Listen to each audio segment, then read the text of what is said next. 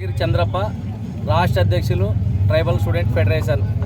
నేడు tribal student federation ఆధ్వర్యంలో Andhra Pradesh ST commission సభ్యులు పి వెంకటప్ప గారి సన్మాన సభను కర్నూలు నందు గిరిజన భవన్లో నిర్వహించడం జరిగింది.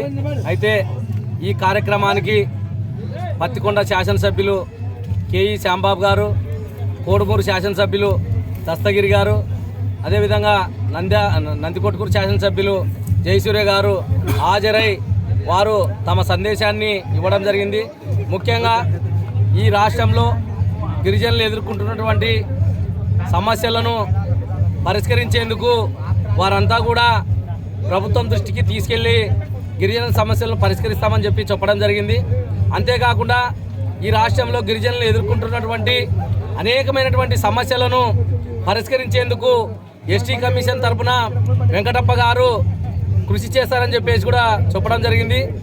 ఈ సన్మాన సభకు జిల్లాలోని నలుమూలల నుంచి గిరిజనులు భారీ ఎత్తున హాజరై ఈ సన్మాన సభను విజయవంతం చేసినందుకు అశేష జనవాహినికి, గిరిజన ప్రజానికానికి, అధికారులకు, మీడియా మిత్రులకు అందరికీ కూడా ప్రత్యేకంగా ధన్యవాదాలు తెలియజేస్తూ నా పేరు చంద్రప్ప, రాష్ట్ర అధ్యక్షులు ట్రైబల్ స్టూడెంట్ ఫెడరేషన్.